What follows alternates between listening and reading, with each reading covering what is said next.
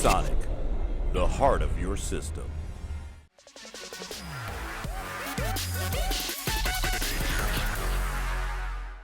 Alright guys, Dominic here for KitGuru, and today we're looking at another aftermarket RTX card. This is the MSI RTX 2070 Armor 8G. So you'll remember on the launch day of the 2070 we actually looked at the Gaming Z, which was a high-end factory overclock model which actually cost over £600, so in terms of its value it wasn't necessarily that compelling. The Armor 8G, however, is actually one of the reference clock models priced at Nvidia's baseline MSRP of £459. So the question we are going to ask today is, at that price, is this a card you should be buying? So starting with the design, it is definitely a relatively simple looking card. All of the Armor series cards I've seen over the last few years have had this black and white aesthetic, and that continues here with the Armor 8G. It looks pretty simple, but overall I think it's a good looking card, and it's certainly not going to clash if you put it in a color coordinated system. The shroud is perhaps the first indicator though that this isn't necessarily a high-end card. It's made of plastic and it just feels a little bit flimsy in some places. You can clearly see it moving and warping depending on how hard you push it and move it around. It's obviously not a huge problem because once it's installed in your case, you know it's not going to make a difference, but you definitely do get the feeling that this isn't a high-end kind of luxurious card. In terms of its size, it is quite large. It measures 309 by 155 by 50mm. So while it's a fairly standard 2.5 slot card in terms of the thickness, at almost 31cm long, it is definitely worth checking that this is going to fit in your case. Moving back to the front of the card though, and here we can see two of MSI's Torx 2.0 fans.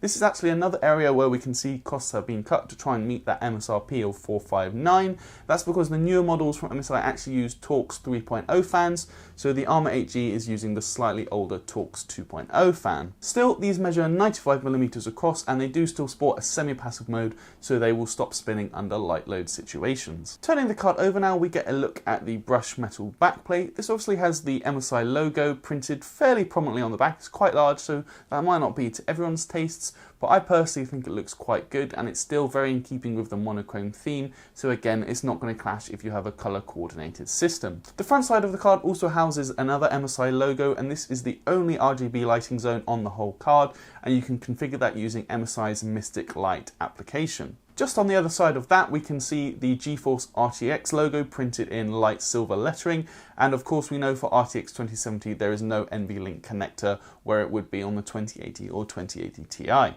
Moving on to open up the card, this requires the removal of 14 screws from the back of the card, and the first thing you will notice is there is actually another metal plate which is held on top of the PCB by 2 screws in the I/O bracket. So this really just adds a bit of extra rigidity to the card and prevents any unwanted sagging, as it is quite long. Once we've removed that though, we get a look at the PCB itself, and the first thing I notice is that there are clearly some blank spaces where there's meant to be another extra couple of inductors as well as 3 capacitors which haven't been used, and you can really obviously see where they're meant to go.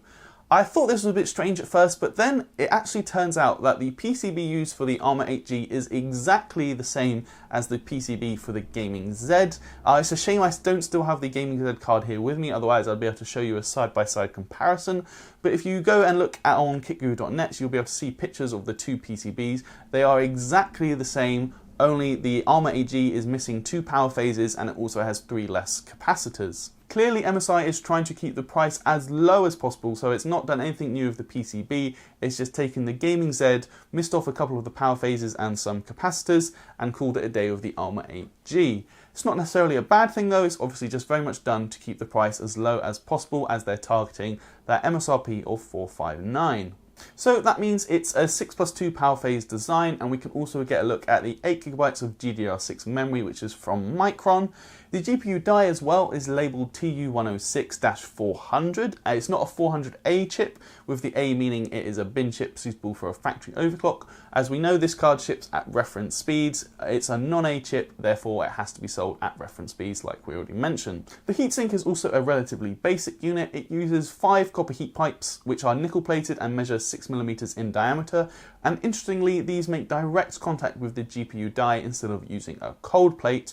We'll see if that affects thermals later on in the review. Another thing you can note is there are of course all of the necessary thermal pads where you'd expect them for the VRAM chips, as well as the VRM and MOSFETs. Now we're going to move on to talk about performance, and before we show you the charts, it's just worth saying we're going to show you the 1440p graphs here. If you want our 1080p and 4K graphs, you can find those on kitguru.net along with the full testing methodology. So then diving right into the performance, we'll start with TimeSpy and then work through our games. You can clearly see that the MSI Gaming Z is the faster card, as we would expect considering it has a hefty factory overclock when the Armour 8G ships at reference speeds.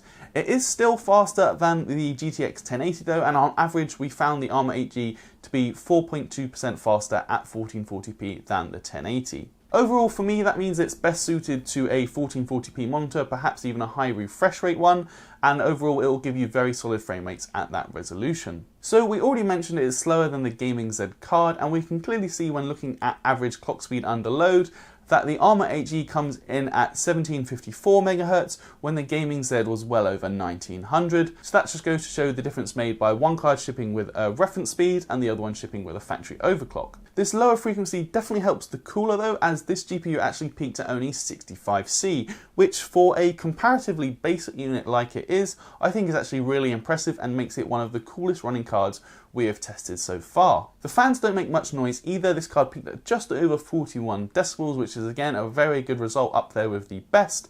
And as we mentioned, the fans do stop spinning under light load situations, so if you're just idle on the desktop, the graphics card will be silent. Moving on then to power consumption, this is just a reminder we have dedicated sensors in the PCIe slot as well as the PCI power connectors, which means we can measure the power draw of the graphics card only, so the figures you're about to see are for the graphics card only, not the whole system. So with that said, we can see the Armour 8G drew just over 183 watts, which is actually pretty frugal for an RTX card. We can see this is about 50 watts less, almost 50 watts less than the Gaming Z, which obviously draws more thanks to its factory overclock, and it's also around 20 watts less than a GTX 1080. I was most excited about overclocking this card though, because of all the aftermarket RTX cards we've seen so far, all of them have had a factory overclock except this one. So this was actually the first reference clocked RTX card I got. So I really want to see how far could you manual overclock it. Obviously, because it's one of the lower bin chips that's not suitable to be sold with a factory overclock, I thought maybe, you know, there's not going to be that much headroom.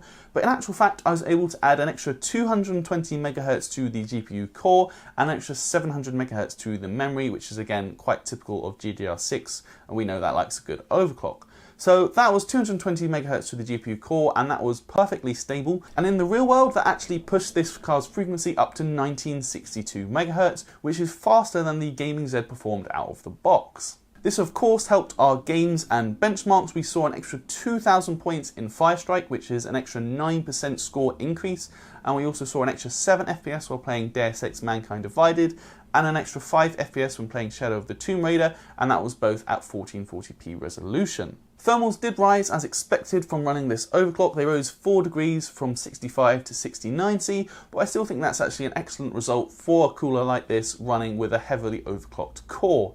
On top of that, noise levels again rose, but not by much, so it was just over a decibel louder when running with the overclock, and again I think that is very, very good. It goes to show that even though this is a comparatively basic card, it can deal with a hefty overclock very, very well. So then, wrapping up this review, while the Armour 8G doesn't necessarily seem like much on the outside, it does run both cool and quiet, and it still performs faster than a GTX 1080, even if the performance difference is only about 4%. That does make it the card to buy if you're looking around the £460, £470 mark though, as it is faster than a 1080, and I have to say anyone considering a factory overclock model of the 2070 would probably be better off buying one of the base models like the Armour 8G, applying a hefty overclock to make up the performance difference, and then saving a fair wad of cash in the process. Still, overclocked or not, if you are looking for a new graphics card in the kind of £450, £500 region as we mentioned, the Armour 8G is a very good option to go for. It is both faster and cheaper than a 1080,